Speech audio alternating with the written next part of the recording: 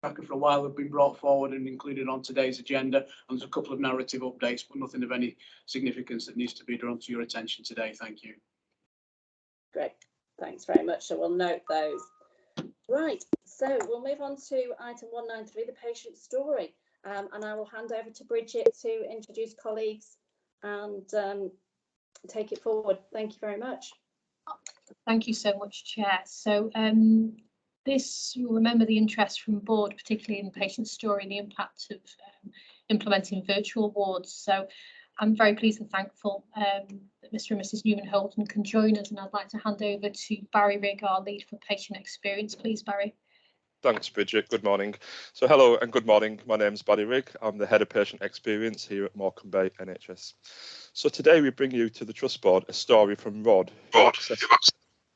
who accessed many different services here at Morecambe Bay, but particularly today we'd like to focus on the virtual ward.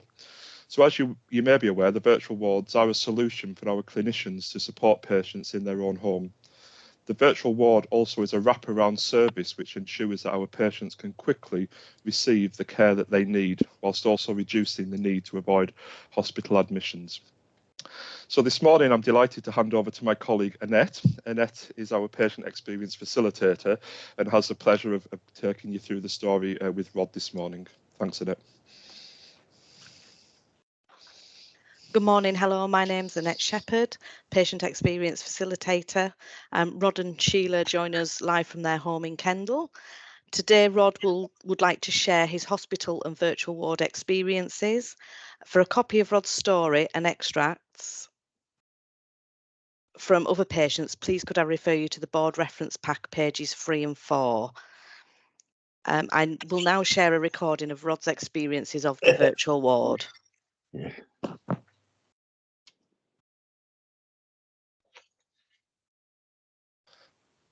My apologies, bear with me. I haven't pressed the magic sound button.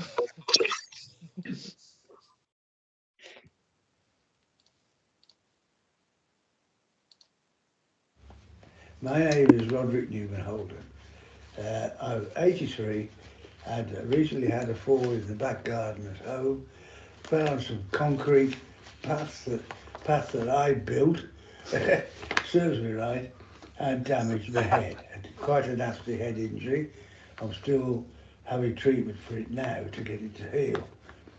I said I didn't want to go to hospital when the paramedics came, and so they dressed it for me there and then, and off they went. I bled all over overnight. It clearly needed more done to it, and I went into the hospital for urgent treatment. The wounds were redressed, but then as I was leaving the room where they were done, I nearly collapsed.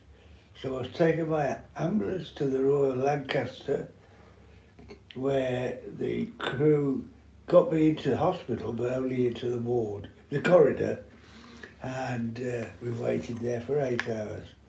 That was not pleasant. They then saw me, got me into a acute frailty bed, and however much I complained, I wasn't frail. And at the end of my tether, they said it was the only bed there was. So they looked after me very nicely, and I was then taken to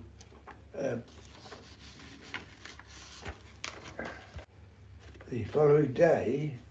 I was advised that I could go home as a virtual ward patient. I had no idea what that meant. I thought it was just a way to get rid of me, but I was happy to go. And off I went in the ambulance, came back to Kendal, got back in house, into bed, had a rest, and then blow me within minutes it appeared, but certainly next morning, a full posse of staff, hospital staff, arrived to look after me, to tend to my wounds. They stayed with me for as long as I wanted them to, and it was brilliant. I could eat and drink when I wanted at home, and the staff were coming backwards and forwards on a daily basis, and it was brilliant. The way I was looked after. I would recommend anybody who had the opportunity to do it to take advantage.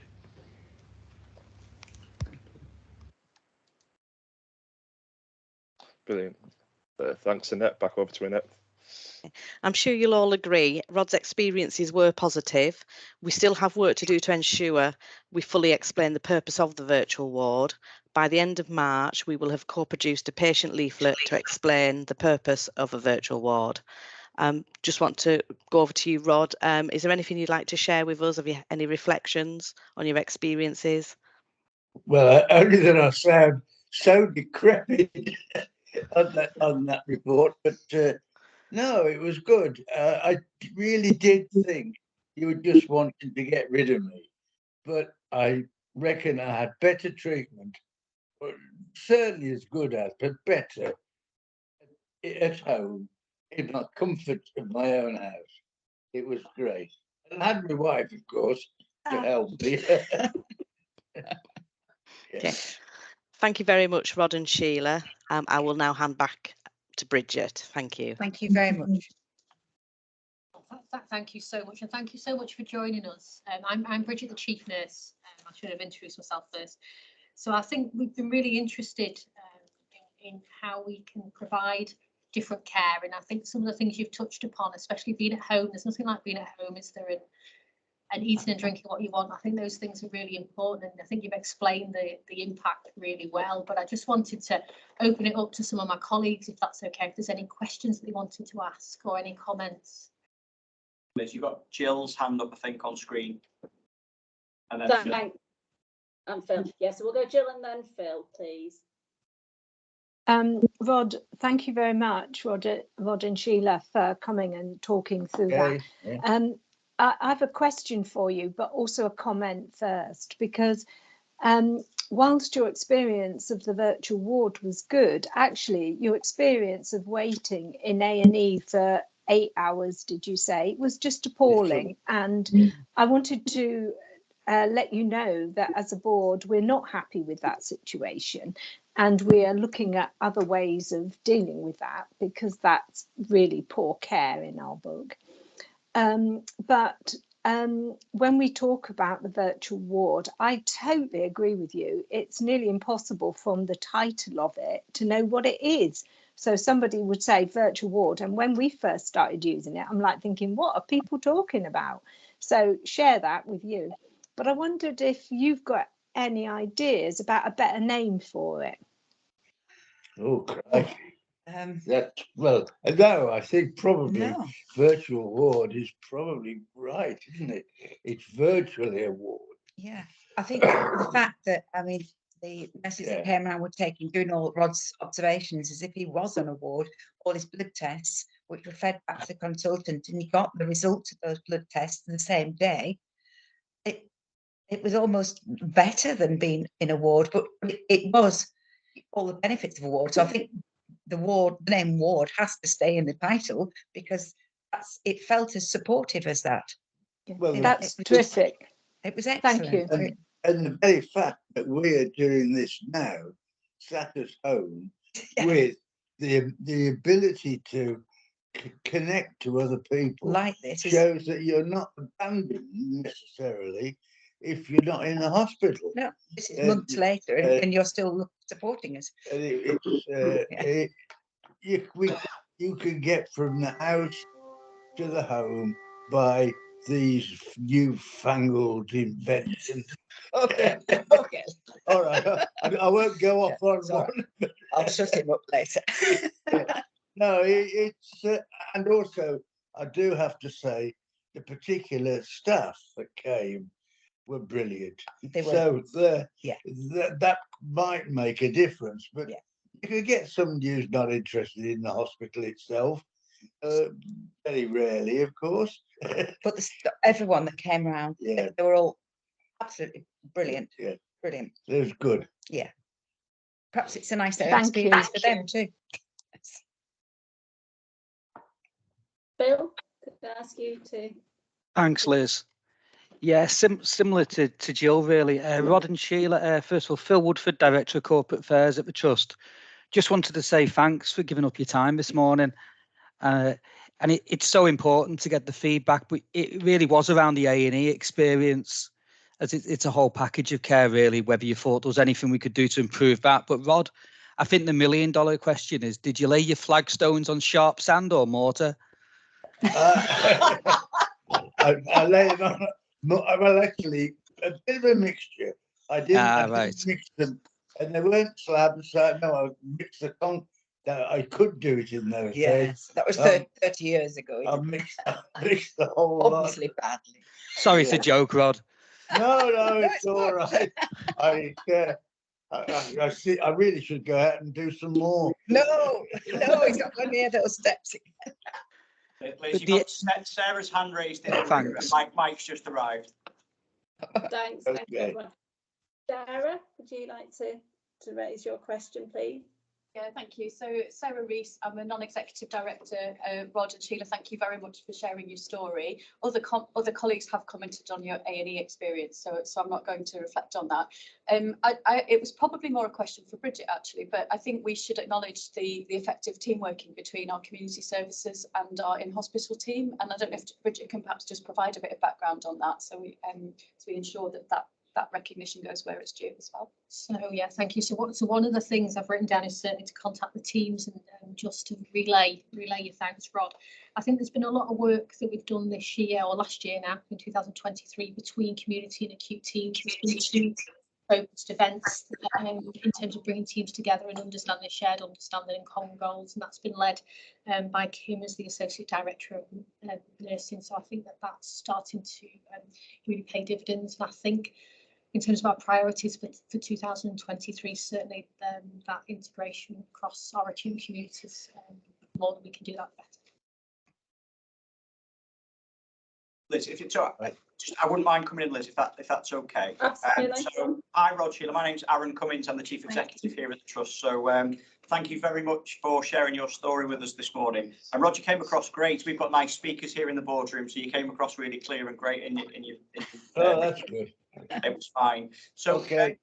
Mine's just a point really for colleagues, which is I'm really kind of interested in what we call things, because virtual ward, when we started to use the terminology, people were talking about holograms or kind of not real things or screens in the house. And basically what this is just trying to recreate a hospital ward with staff at home.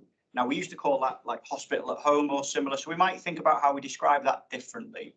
But for colleagues on the call, we've got about just under 30 of these virtual ward, we call them beds, or the ability to service about 30 patients through virtual ward, either through the service that you had, Rod, or for respiratory conditions currently. And the plan is to extend that to, I think it's just over 50 beds, so almost double over the next few months. So we'll start to see more and more patients able to use this kind of service. Now, there's a reason that we're putting these services in place, Rod, and it's because of what you experienced in A&E. So I'll apologise because I don't think we've done that. So I'm just going to say sorry for that 8-hour wait that you had on a trolley in the corridor, because that's not okay. And one of the reasons you have to wait such a long time is because we have to wait for beds to become available to admit patients into. And part of the virtual ward programme is to try and create beds outside of the hospital, so we're not having to have patients wait for such a long time on the corridor. So you've been a bit of a trialist for us with the first few beds, so I'm really pleased that it's worked for you, and hopefully in the future as we expand it, we'll have less and less patients that need to wait on corridors. But I'm sorry you had to. That's fine, but I can see it could still be a problem. When I was in the ward itself, there were people who weren't able to be discharged because they were on the flat was on the 3rd floor. They had no lift to get up and down, and there's no easy access for people to go in the front door using the key. Well, you can't get rid of them, can you? You can't, not that you want to get rid, but you want to get them on the way. And fortunately with me, I had my wife, well, Careful. it was, it was so important. Yeah, but yeah. So I had the ability to do a bit of looking after. I just think it was wonderful that that bed could be used for somebody that needed it more than Rod, because the care that he got, with my assistance, Yeah. at home was everything that he needed. He didn't need to take up that bed in hospital. So it's a brilliant system to help move things along, as you're saying, and help the system work more smoothly. And for us, it's been marvellous. Thanks, Rod. Thanks, Sheila. Thank you. Okay. Yeah. Thanks again. Thank you. Bye. Yeah. Bye. Thank you.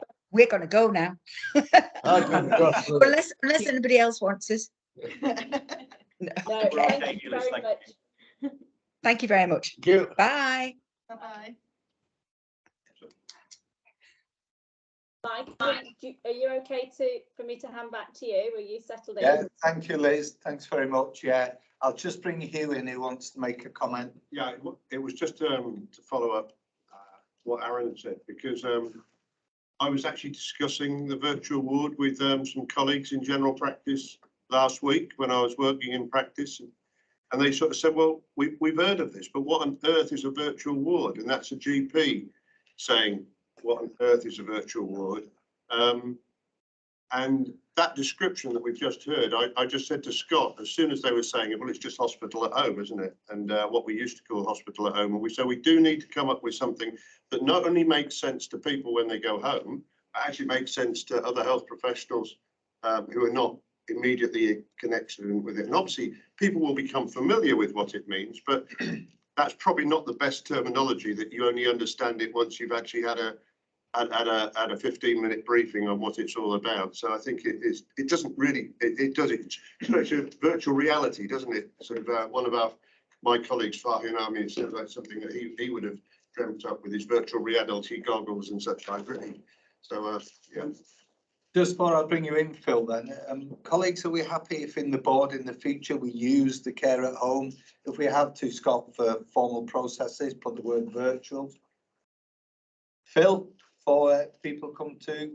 Yeah, thanks, Mike. I think everyone makes a good point by the name, but I think what it comes back to is the care which they received, you know, what's in the name, but to make it easier to understand. And it does depend, and this isn't aimed at anybody in the room, so don't throw anything at me. It does depend which generation you're talking to using the word virtual as to what they'll interpret it to be.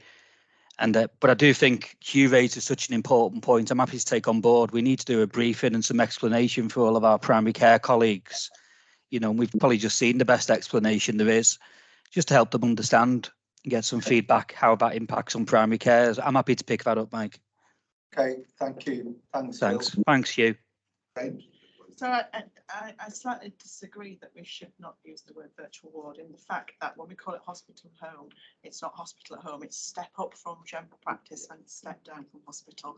And there is a widely held primary care view that this is a secondary care issue, and it's not. So whilst I get we might find a better name, I think calling it hospital at anything leads to the danger of it being very much it's our problem, rather than it's a mechanism for us all to work together in that intermediate space. I wasn't suggesting we should call it that. I was just. But we've said essentially it's hospital at home, haven't we? But it's got to be more than that. Phil, we'll leave that with you, please. Some clarity on nomenclature and usage of words. Yep, thanks for that. Okay. Colleagues, I came in at the end then, but colleagues comfortable moving on from the patient story? Yeah. Alison, I'm conscious you come in. This is your first board. Do you know everybody? I think I do, but I'm sure I'll kind of have conversations outside, not to delay anything. Quickly, briefly introduce yourself then. I won't go around it. So I'm Ali Bolson. I'm the Chief People Officer, so I've just started into week 4. So nice to be here, and sorry for being late. Traffic on the M6. You weren't alone. Don't worry. You're very welcome. We explained, Mike and Ali, what the situation was with the accident. Don't worry. Okay. Colleagues, we'll move on then. Item 194, Chair's reports, my usual monthly report. You've all read it. Happy to answer any questions. No. Okay, then we'll move on to the Chief Exec's report. Item 195, over to the Chief Exec. Thanks, Chair. So I'll stick with the format that I generally use for my Chief Exec's briefings into board and start with, as I generally do over the last few years in the circumstances that we're operating in, with a massive thank you to clinical and operational colleagues for the last 4 or 5 weeks worth of work and leadership and efforts that they've displayed and shown on most shifts every day, actually, over the period since we last met. So colleagues will be aware that we've faced almost unprecedented pressures in the health and care service over this last 5 weeks through our seasonal winter kind of demands, but also the pressures from industrial action and the things that we face at this time of year with COVID and flu escalations, higher staff absence.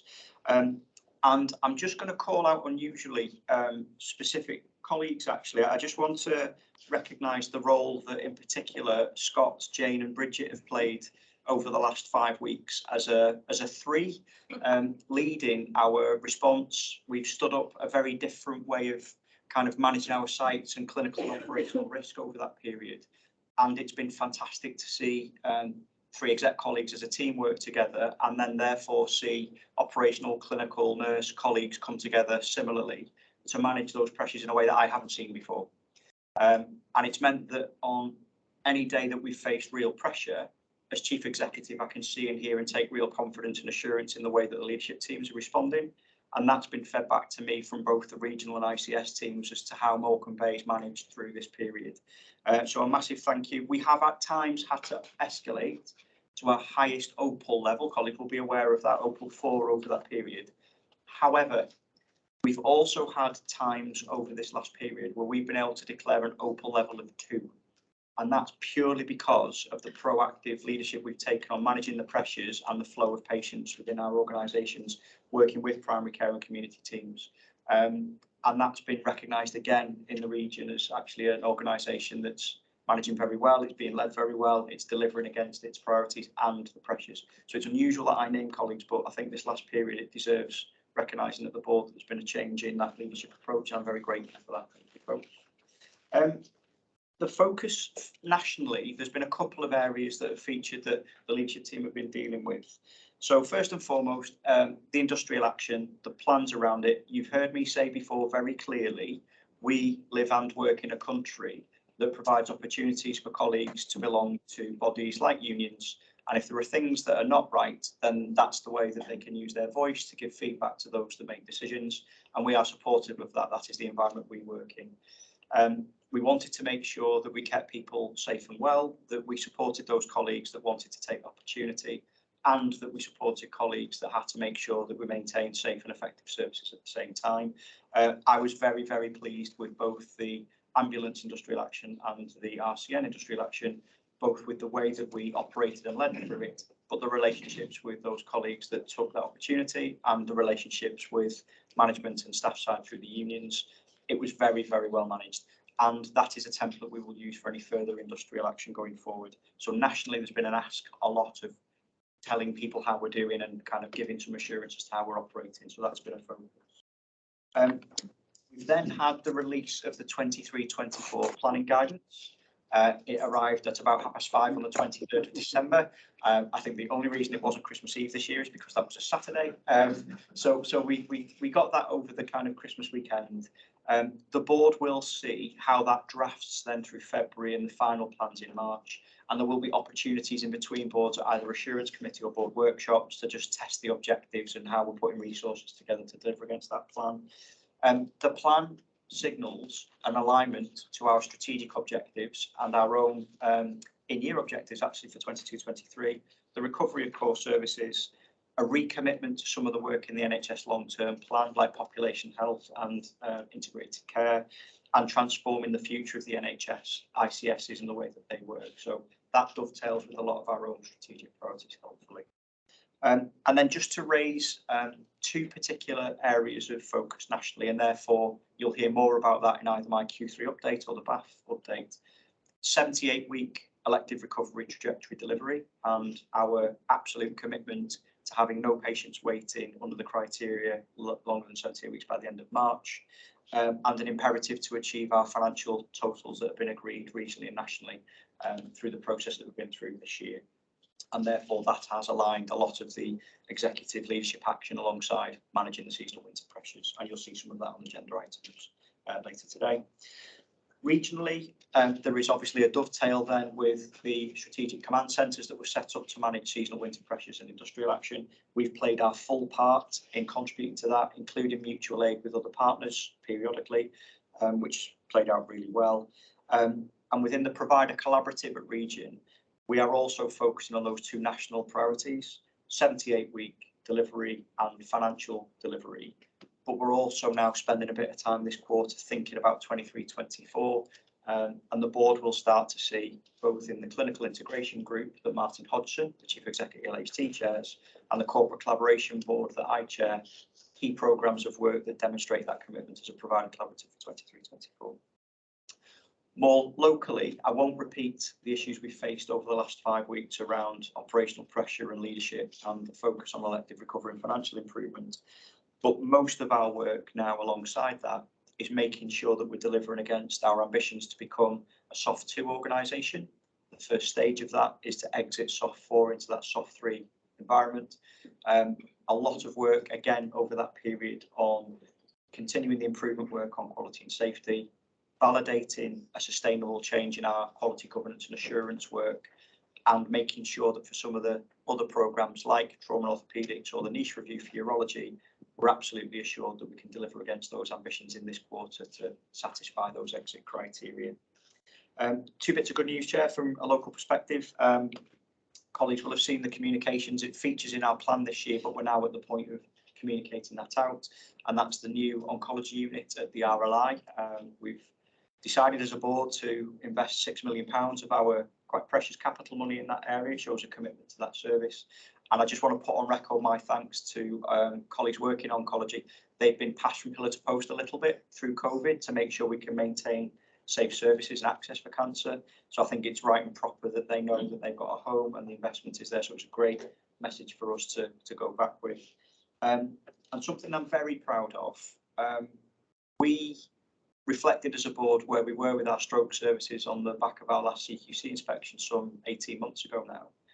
And the improvement work that the clinical and operational colleagues have been leading over that period, it's been a joy to see, both in terms of patient feedback and the evidence in terms of outcomes that we're seeing improve. But for the first time in our history, the unit at FGH has now hit the National Sentinel Audit Score, SNAP score of A, the highest score you can achieve. And RLI for the third quarter in a row, I think it has hit a C, so from the E that it was at. That is not without some tenacity, temerity and hard work, and it is not something we will celebrate as we've done it. It will be a continuous improvement methodology through stroke, but it's important on that journey that we recognise when someone's achieved something quite extraordinary, and in this climate, I think in particular, both units, different scores, but the effort and the leadership clinically that's gone into delivering those should be recognised. And that's me in 5 minutes. Cheers. Thank you, Chief Exec. Questions to the Chief Exec on his report?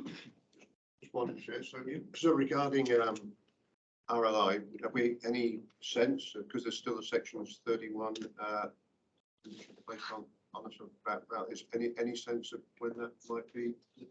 I'll pass to Scott, who chairs the task and finish group, just to give a view. Yeah, thanks, Chair Hughes. So Bridget, Jane, I and Chris from the RSP perspective, then we're working up the paperwork now to present evidence to the CQC imminently.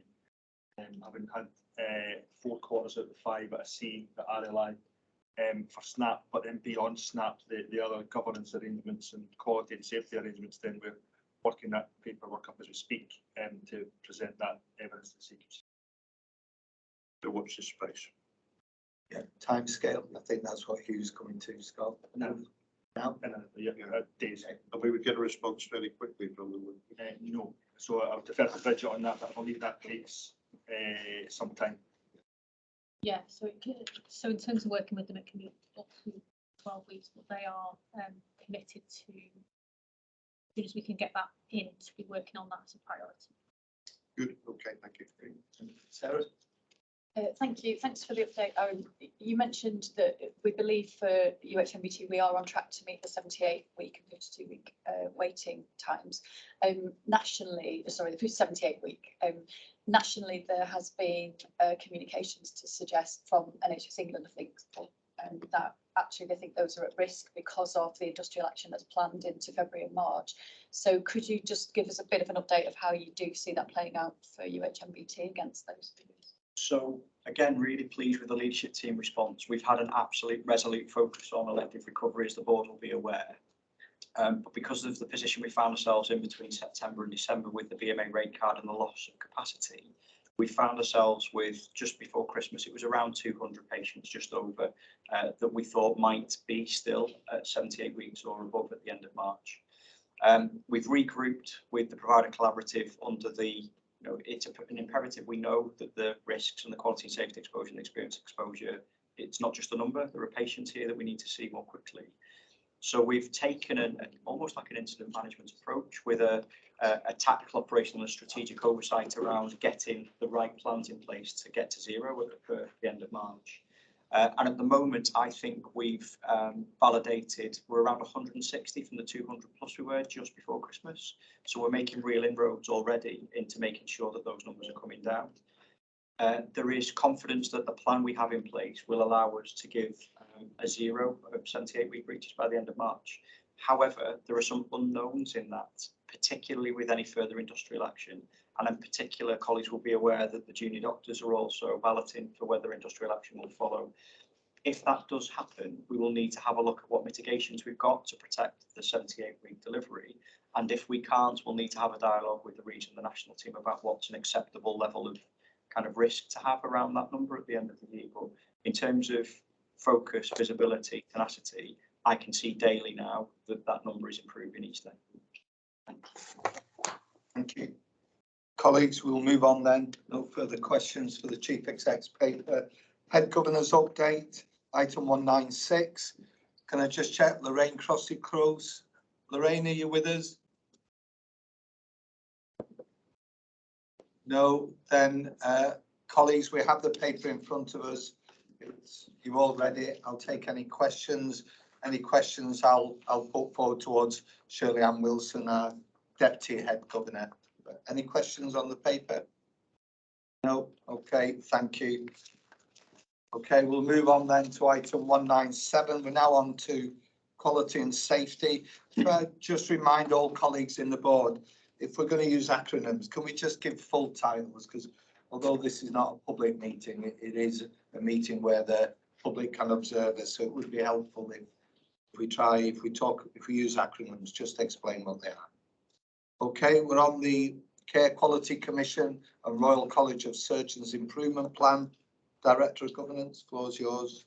Thank you very much, Chair. So in the interest of time and a very busy agenda, whilst we're running to time, I will be as brief as possible. So I'll take the paper as read, but there were just 4 points that I wanted to make on this particular paper.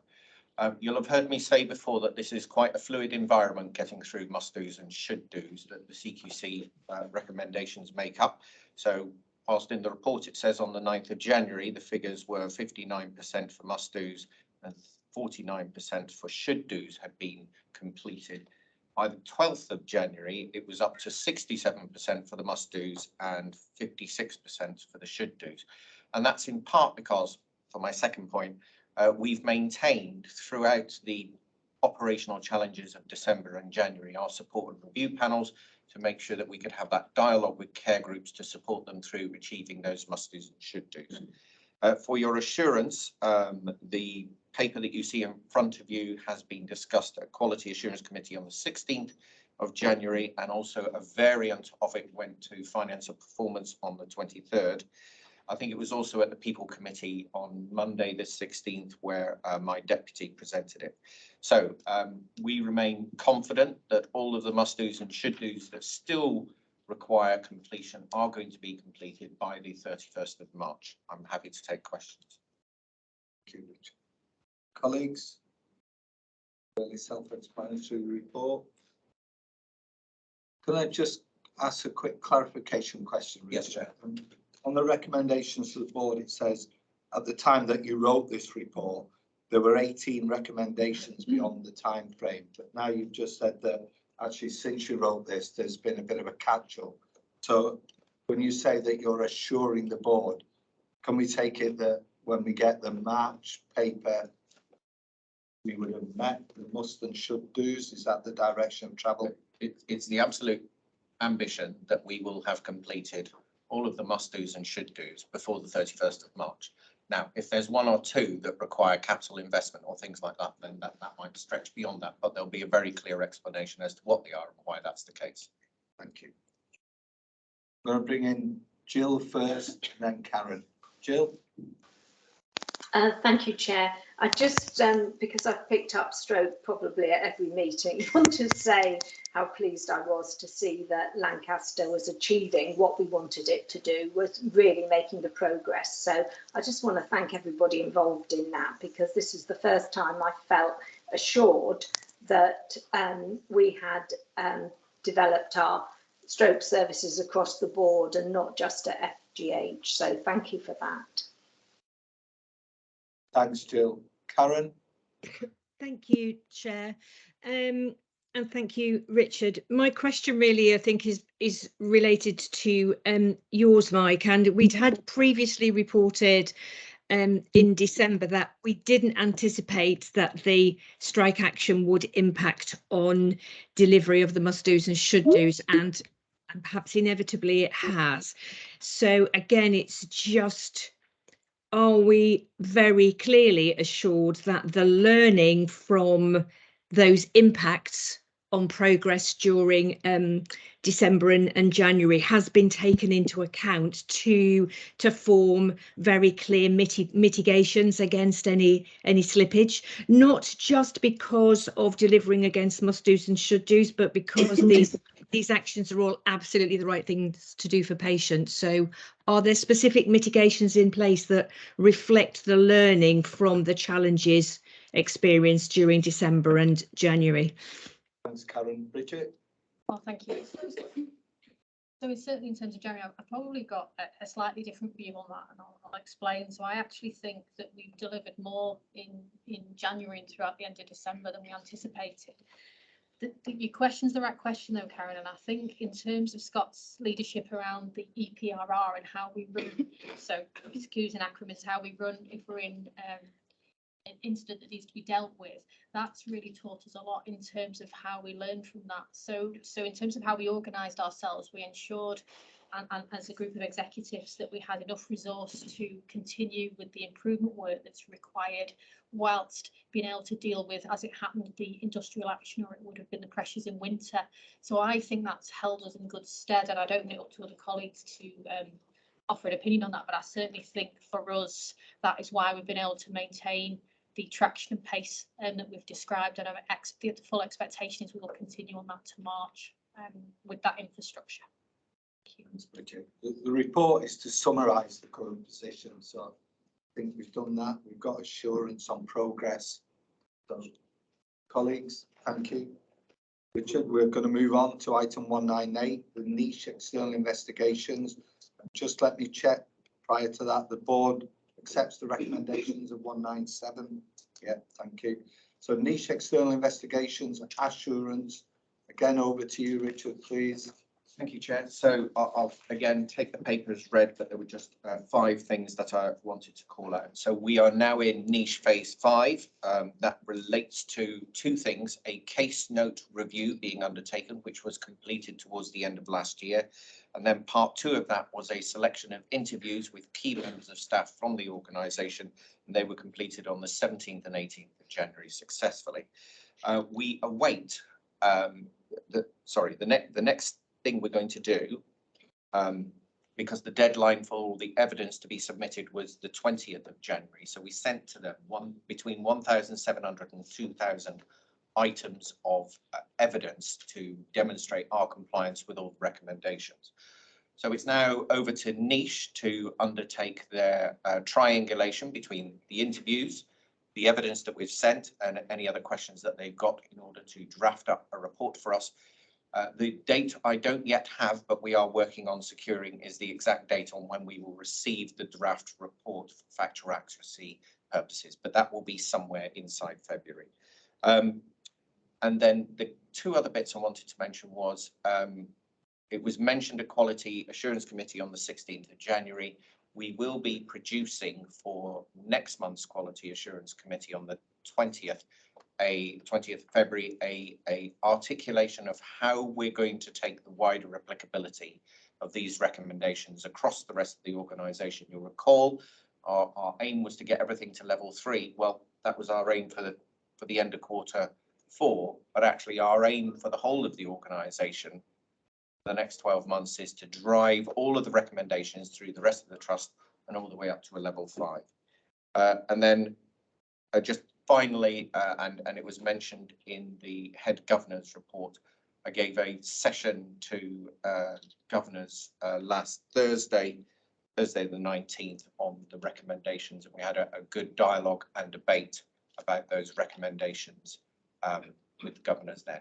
I'm happy to take questions. Let's go first, Chief Executive, then Hugh. Thanks, Chair. So I think as we reach the final stages of the urology investigation, there are 2 additional levels of assurance for the board. One, for me, has been the session that we had as a board with the clinical leadership team from urology, to hear the lived experience of the work that they've done in allowing us to take assurance around response to those recommendations, and also the levels of connectedness and appetite for further improvement that were coming from urology. So that's an important bit of extra assurance that you won't get from a written report, but I'm pleased we got that hour and a half with the clinical leadership team to just hear that firsthand. And the second piece for me is the spread of the learning from some of the improvement work that urology have taken forward. So we're now in the process of deploying the e-handover infrastructure that was designed and developed by urology across the surgical specialties. And we're also in the process of taking what was actually one of the fundamental issues with the urology service around MDT working. I would argue now, having the feedback and having seen some of that live, that that's an exemplary version of how an MDT should operate. And we'll be looking for urology to take that learning again across the rest of the care group. So it's difficult sometimes as a board, isn't it, when we get into the trajectories of numbers of actions, because that's what we have to assure ourselves on. But I'm really pleased with the additional levels of assurance we're taking in different fora. And sometimes I think it's important, Chair, just to bring that into the boardroom. Thank you. Okay, colleagues, before I go around, there's several hands and questions. I'd be conscious of the time and be conscious as well that this is a presentation of the current position in niche. So we've submitted everything. We're waiting for the final report back from them for factual accuracy. So, okay, Hugh.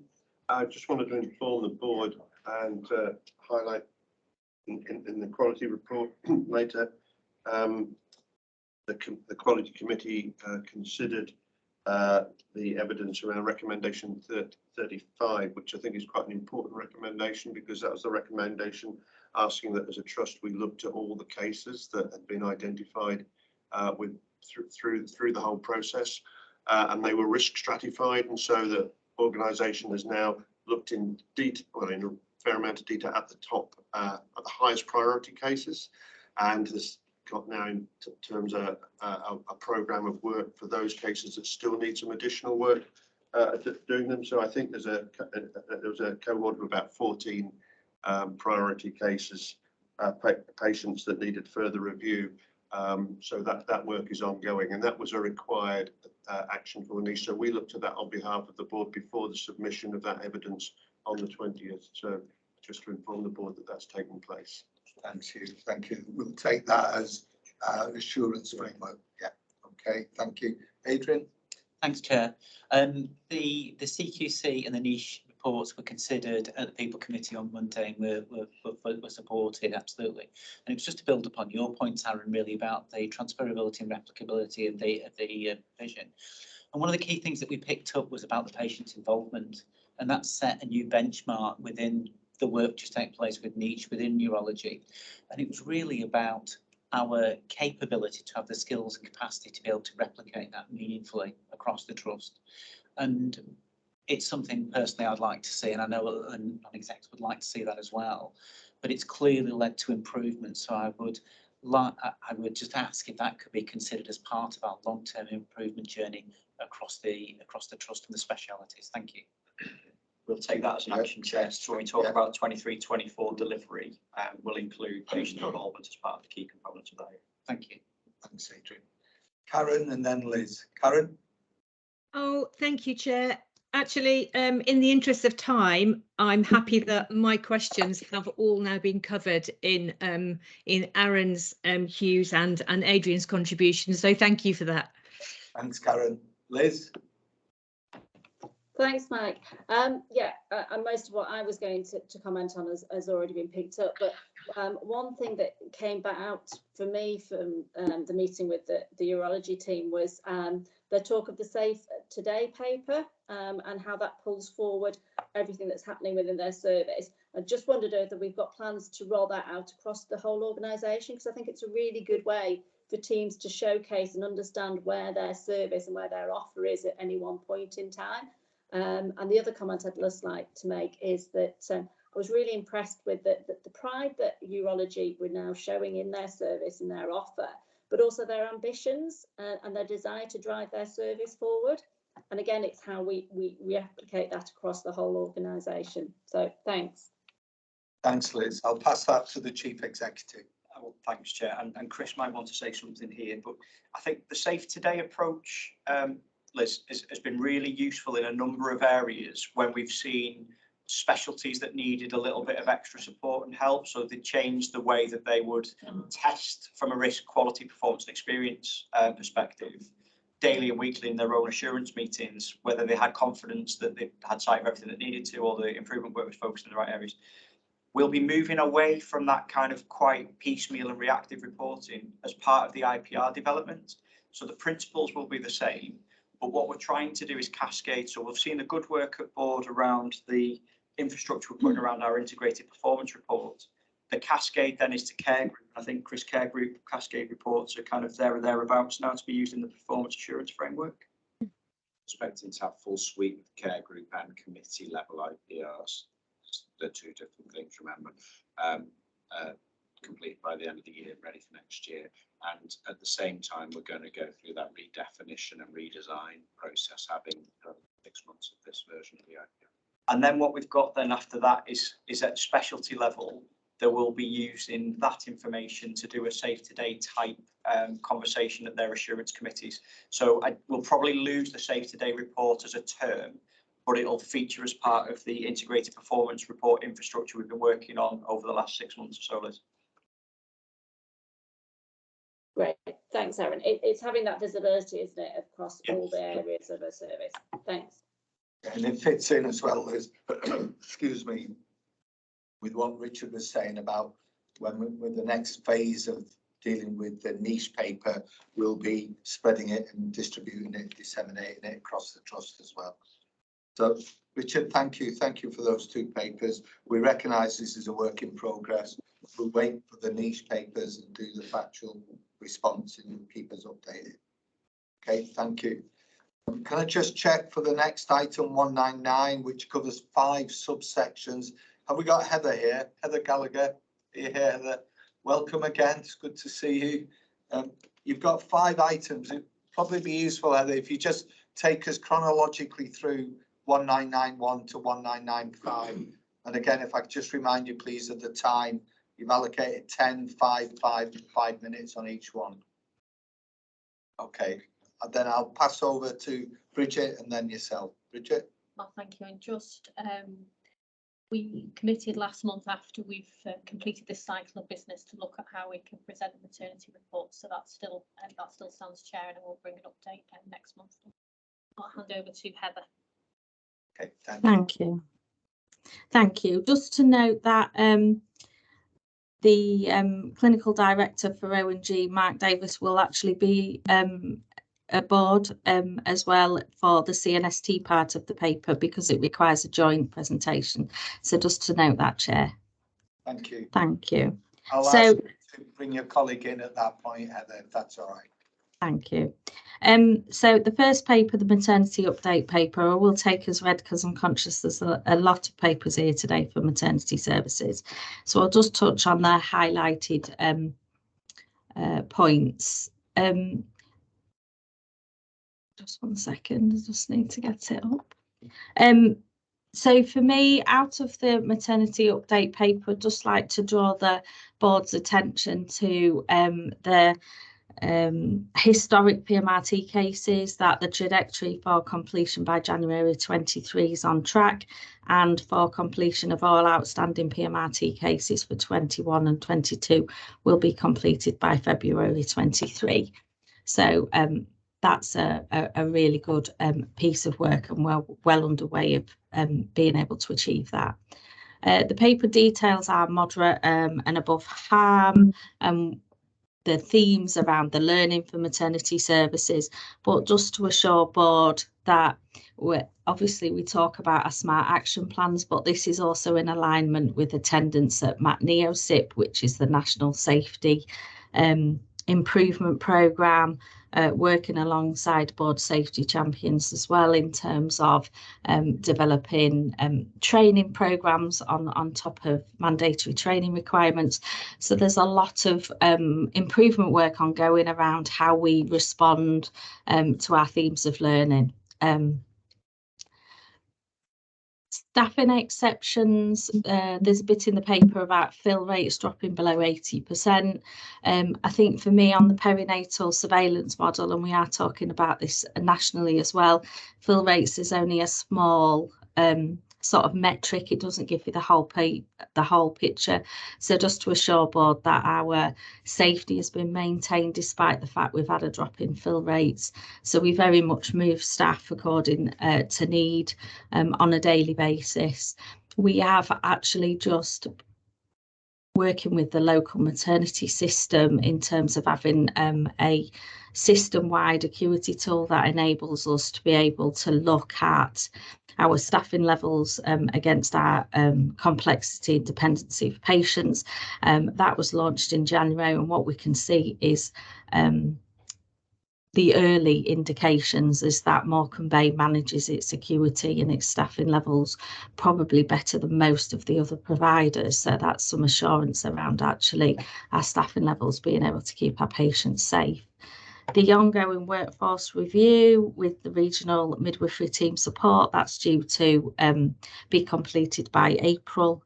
You'll see in Appendix 3 as well that there's continued progress against the maternity safety support programme in terms of them rating our improvement journey as good at the moment.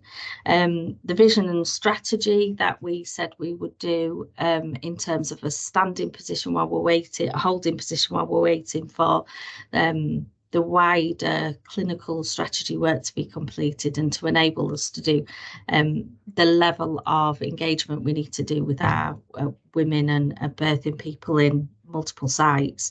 That has been accepted and approved, so that will be launched by through the staff very shortly.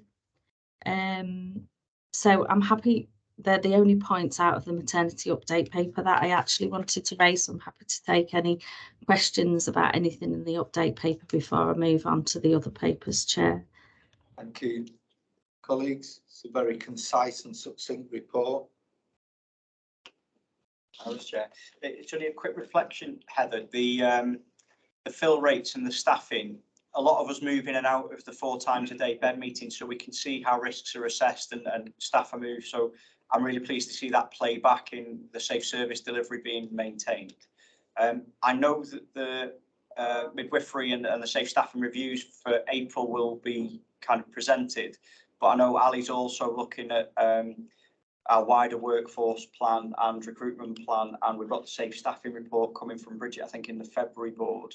It's just to connect those 3 things together, because you'll see in our risk profile things like the health and well-being of colleagues is still a significant risk for us, lots of pressure, and staffing and being moved around is one of the elements that can create tension and pressure and stress and anxiety. So really keen when we get to board in April, when we start to see some of this, that we've got real good assurance on what we can in terms of recruitment and retention, as much as we are just on recruitment. So I still think this is a key strategic risk for us. It's good to get the assurance that in any given shift on any given day, we're making preparations to be safe, but it's not a sustainable structure. So we just need as a board, I think, to get a bit more assurance, a bit more detail on our forward workforce plans, particularly in some of these key areas. Yeah, because through the execs. Okay. Heather? yeah, I think for us in maternity, we've moved our staff across areas for quite a long time, and because you're not changing speciality, there's often not the same level of anxiety of moving. The anxiety comes particularly if you're doing acute and community moves. That's where it causes anxiety for midwifery staff. So absolutely we'll connect in with the work that's ongoing, and seeing how it particularly can impact on maternity staff. So thank you, Aaron, for that. Thanks, Aaron.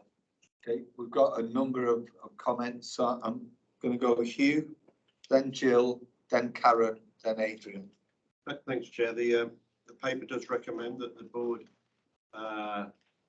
considers a development session to look at the recommendations from the Kent report, which, as you're aware, they're outlined here on a thematic basis rather than a whole series of about 100 recommendations. And I think that those thematic recommendations, although it says they're going to be addressed primarily nationally, I think we should take them because they actually have a lot to speak to us, not just from maternity, but as we discussed on the previous two cases around CQC and niche, they have wide-ranging application across the organisation. Particularly, I think, about hearing and finding the signals amongst the noise, which I think has been an issue for us over the past few years, which has been picked up particularly by CQC previously. Yeah. Company secretaries just remind me, Hugh, that we've got the maternity update, the Ockenden and the Kent report as part of our development sessions. Thank you for that. Okay. Jill Stannard, please. I just wanted to say, could we hear from Hugh and maybe Adrian, because I know a lot of these will be discussed thoroughly at Quality Committee, and there's no point in us asking the questions that have already we've had assurance from. So that's all I wanted to say. Thank you. Yeah, you're right, Jill. We considered this paper in detail, and one of the key thing that we drew out from it was, apart from the assurance about the PMRT cases and progress on that, was particularly around the recommendation that the board should consider the East Kent report and its implications for the whole trust. Thank you. Thanks, Jill. Okay, Karen, then Adrian. Karen.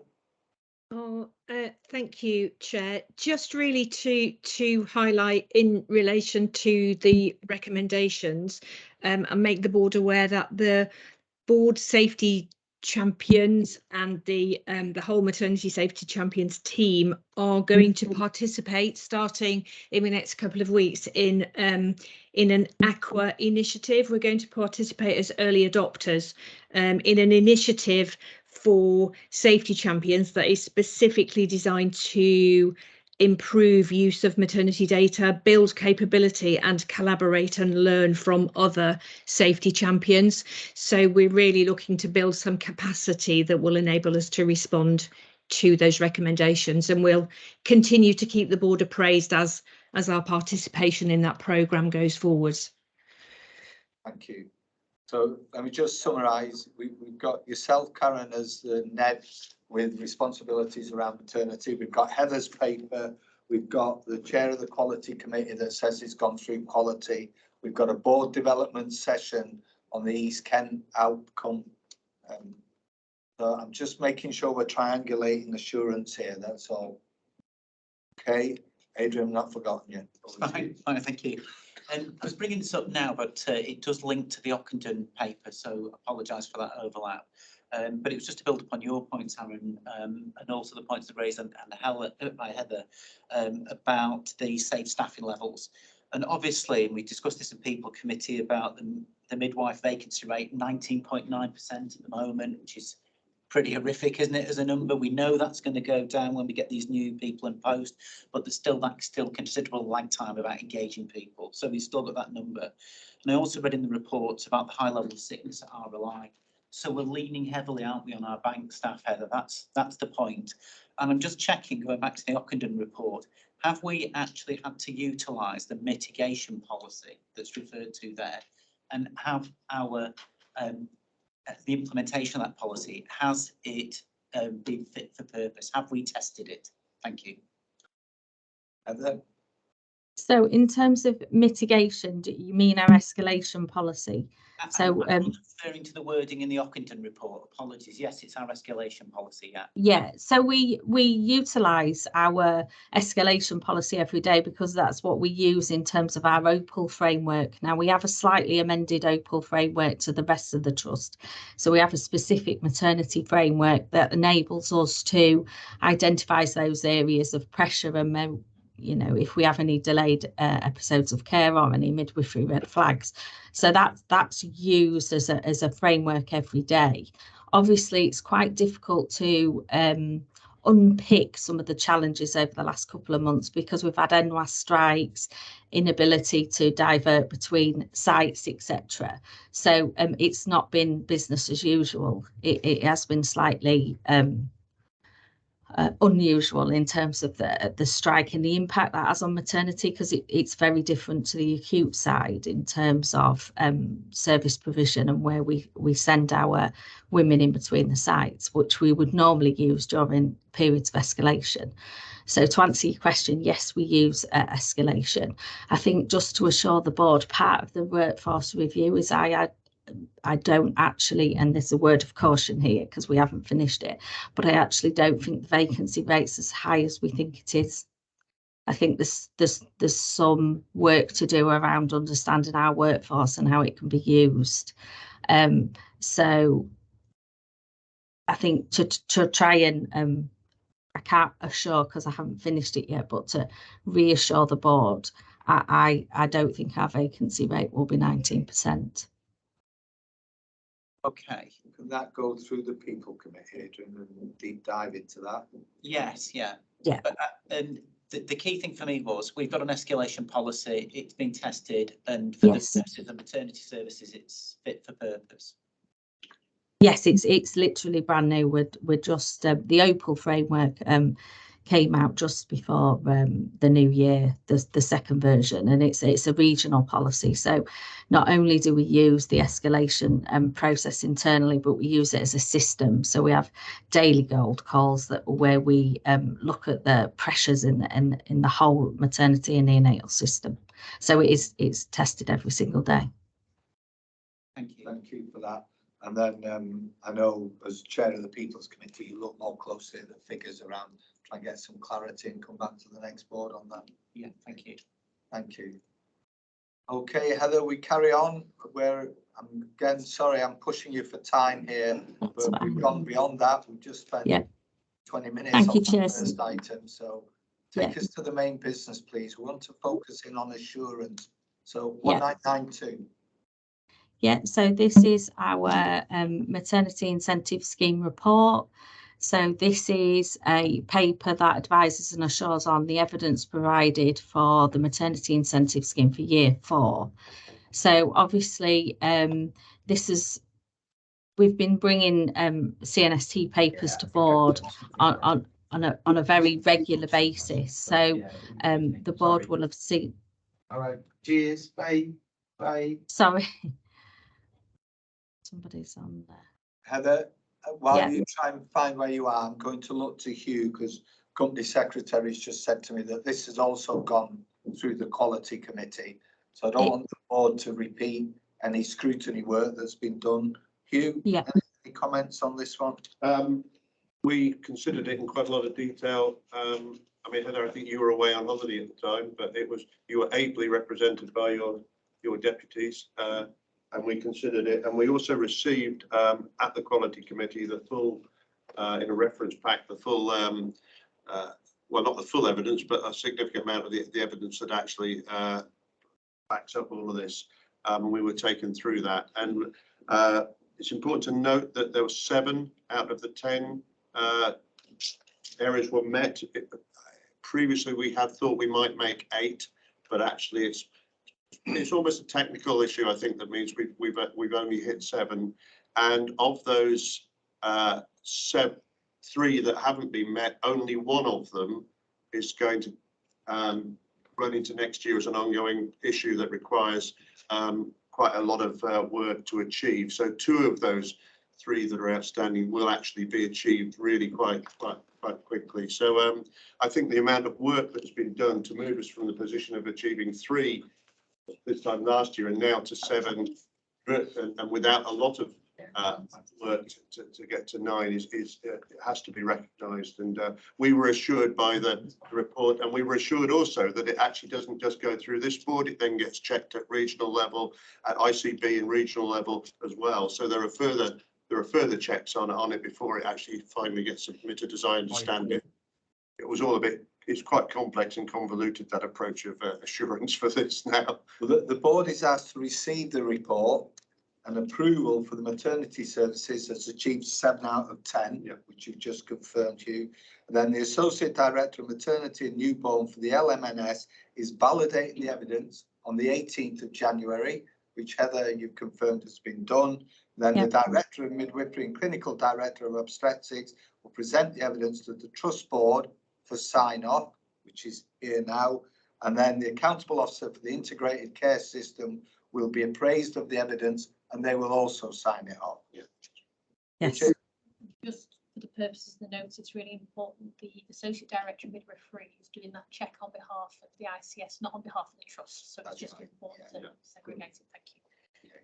So again, colleagues, if I can just focus in, are there any assurance issues you wish to bring to the board's attention on this matter? Heather? No. Okay, you as Chair of Quality? No, I've not covered that. Okay, then I move that we accept the recommendations. Yeah, okay, thank you. Heather, keep going. You're now on 1993, the avoiding term admissions into neonatal units and the transitional care report, please. Yeah, so this report is around our ATTAIN and TC. It is a CNST requirement, so you will see that the paper goes through any themes and learning that we've got, action plans that we've got in development, and ongoing audits and assurance that we are addressing any themes of learning that come up. I think from my perspective, going back to the CNST submission, because we don't achieve 10 out of 10, part of the process is being able to submit a corresponding action plan requesting for additional funds. So you'll see in the ATTAIN paper, one of the reasons we didn't achieve CNST, one of the safety standards, was that our trust is not currently compliant with the BAPM framework for transitional care in terms of nurses being providing the care to the babies on transitional care. So part of the action plan is requesting over £200,000 worth of funding to be able to kickstart that staffing that's required to become CNST compliant next year. So just to assure the board that the action plan will be submitted with the CNST submission. If I direct colleagues, it's on Appendix 4 of your report. The request for funding would go through normal operational matters. Doesn't really require board approval. Just to confirm, Chair, for the board, that this is the area that I mentioned that actually requires significant work to achieve the CNST standard. This is the item that I was referring to. Yeah, thank you. Any assurance issues then on that item, you? Sarah?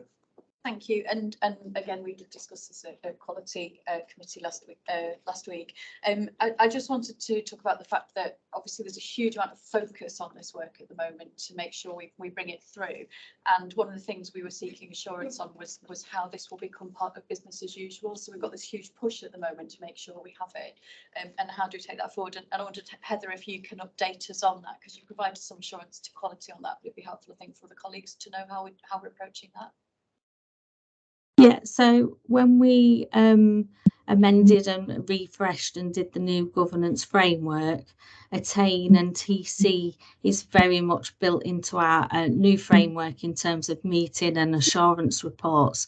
So by that being added into the process, I'm hoping that it will stand up and become business as usual.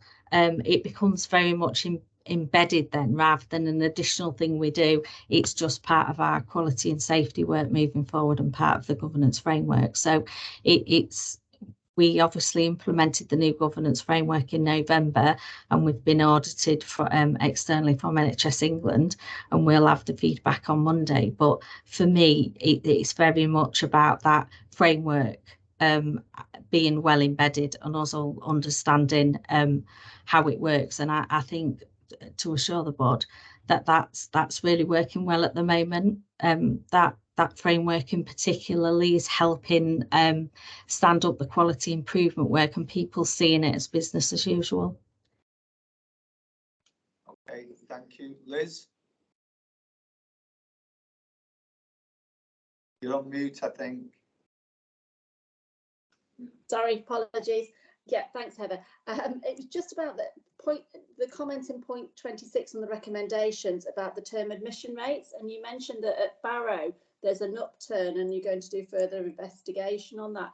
I just wondered, is that sort of very recent, or is it sort of a creeping trend? Is this something that maybe be linked to deteriorating health outcomes for people in the Barrow area? I'm just conscious that when I read through the draft clinical strategy, and it talked about the issues pertinent to Barrow, is this, feeds on from that?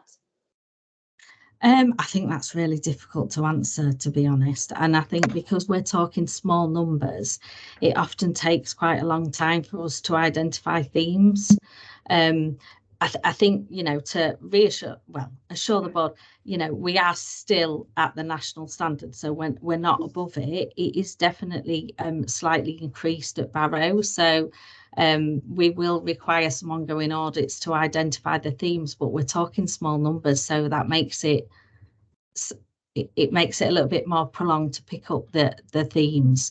The services have got very different sort of setups for transitional care and special care. So it just needs that triangulation with other themes that are coming through with the service, but also looking at the types of patients that this is happening to, because without doing a thematic review, it's quite difficult to just look at the term admission. You have to look at the woman and everything. So just to reassure that will be ongoing, but it might take a little bit of time because of low numbers.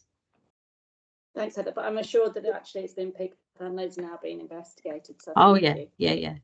We do quite a lot of thematic analysis and trying to interpret the data, but it is one of the difficulties here because it's small numbers, so it takes quite a long time to get assurance from the data.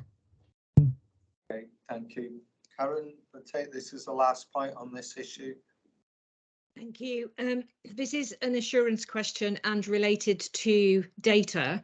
So I was just looking particularly at paragraphs 17 to 19 and some of the challenges that you've highlighted there, Heather, with evidence and data and inconsistency of data and systems. And I know you're working really closely now with one of the business analysts, but I'm just wondering, do we need to be concerned that those data anomalies and inconsistencies, how are they impacting on assurance processes?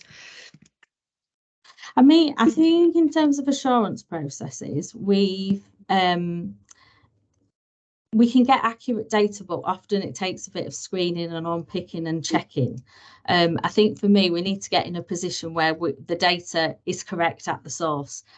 So we can be a little bit more responsive. What we find is sometimes it takes quite a bit of time to unpick and actually do that quality assurance around the data first before, it makes thematic analysis quite protracted if you've got to unpick all the data and quality assure it first.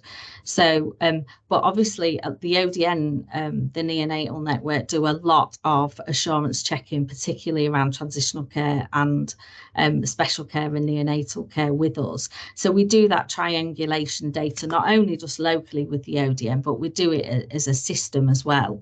So that assurance checking's there. So if there are any areas of concern or escalation escalation, that we get to know about that really quickly with the ODN and we can work together to try and understand the data. I think from a local perspective, we're just starting the pieces of work because we've done maternity data now. So the pieces of work we've got ongoing now in terms of digital transformation is to try and get the data right at source. You know, we've got multiple systems that we use and we really need to roll out and embed Badgernet neonatal properly and all be working from one system. That is one of the challenges we've got at the moment, but there is a robust plan and a day and a monthly digital transformation meeting where we're trying to drive some of them improvements to get the data right at sources as quickly as we can. Okay, thank you. Just bring colleagues' attention to Appendix 4, which takes your point, Sarah, that has date lines and completion. We may have a board before those completion dates, so we don't want to repeat this discussion every month, Heather. So I know in Appendix 4 you've got 28th of the 2nd as completion date, so just update us in the next monthly. Okay, so the recommendation is asked to note the content. Read the recommendations. Yeah, okay. 2 more papers. Again, I'm pushing colleagues for time. Ockenden final report and action plan. Again, Heather, if you could refer if it's gone through any subcommittees, I'll ask the relevant chairs, but just the floor is yours. Thank you. So this is just a paper detailing the final Ockenden report's recommendations and our subsequent action plan. So board will remember at previous presentations we've talked about the initial Ockenden report and needing to respond to them, and we had a holding position on the final report. You can tell by the action plan in the appendix there's a lot of actions there. Now the guidance initially was to wait for national steer before writing an action plan with the publication of East Kent. However, following East Kent, because we got the thematic overview actions rather than a suite of actions for providers to take, we were then later asked for an action plan. So you'll see in the appendix our action plan is there in terms of the actions for in response to the Ockenden final report. However, there is a caveat in terms of we are waiting for the maternity and neonatal if you like, one delivery plan, which is due early this year, which may mitigate or remove some of these actions, because I think we recognise, as Hugh articulated, you know, we certainly get bogged down in a lot of actions in maternity services following some of these national reports. And I think the attempt of the new maternity and neonatal plan will be to try and remove some of them and make it easier to achieve and actually seek some assurance around improvements in safety. So it's just if the board has got any questions about the paper. You know, we considered it and considered those points that and are awaiting recognising that this may change quite significantly. Thanks, Hugh.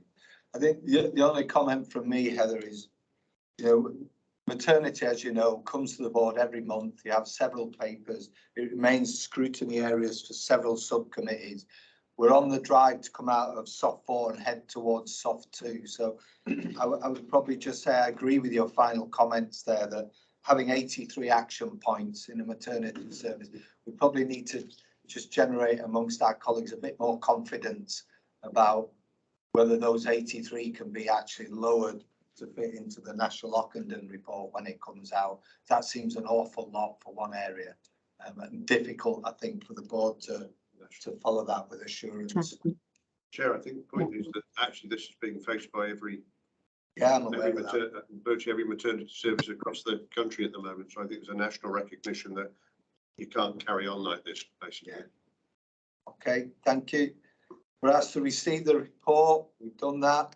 We've got the trust action plan, which you just pointed out, and then the relation to the 15 IAs from the final Ockenden report, which will come out shortly, and then we'll review them through the relevant committee. Yeah. Okay, thank you. Last one then, Heather, 1995, Maternity and Neonatal Safety Champions Report, final quarter up to December last year. Thank you, Chair. So this is around our Safety champions activities, again related to CNST, Safety Action 9, board just showing assurance around what activities we undertake in terms of safety champions, but also board level safety champions, how that triangulates with CNST requirements, and I suppose this report in terms of assurance is a work in progress. It details our activities, but there's further work, and I'm sure the programme that Karen articulated with Aqua will help us try and reduce the number of reports, but seek to give more assurance and that triangulation. So just to note that the paper just outlines our activities as board level safety champions, really, in terms of fulfilling the role for CNST requirements and working with MVPs. Yeah, thank you. Karen, can I just ask you to confirm that as our maternity Nedley? Yeah, yes, absolutely confirm that, and just highlight in the recommendation that we now have got some work underway to begin to target focus on maternity health inequalities and to extend the engagement of the Maternity Voice Partnership. We've actually got some volunteers that have now come forward from the Barrow area, and that was achieved through the an MVP meeting being held face to face in an existing mother and baby group in Barrow. So we're looking to kind of extend the engagement and get a wider participation and perhaps some voices that we don't usually hear from. And we'll continue to report on that as that work progresses. Thanks very much. Any further questions on maternity? No. Heather, thank you. As a thank you, everyone. We'll see you again next month. Thank you. Will you pass our thanks on to all your colleagues, please? Will, Chair, thank you. Oh, Mark, sorry, Mark, I forgot to thank you. The Chief Exec has quite rightly pointed it out. So thank you as well. Thanks very much. Thank you. See you next month. Okay, colleagues, we'll have a 10-minute break now. Just before we do, can we just formally put in the minutes my thanks to Liz for chairing it, and colleagues' forbearance and patience this morning. I think several of us were stuck on the M6, so I think we finally got here. Colleagues who were on Teams, if you started your journey and then had to return home, I know some of you did, I'm glad you could make the meeting. It's 11 o'clock. Shall we reconvene at 10 past? Give you time for a comfort break. Adrian, you just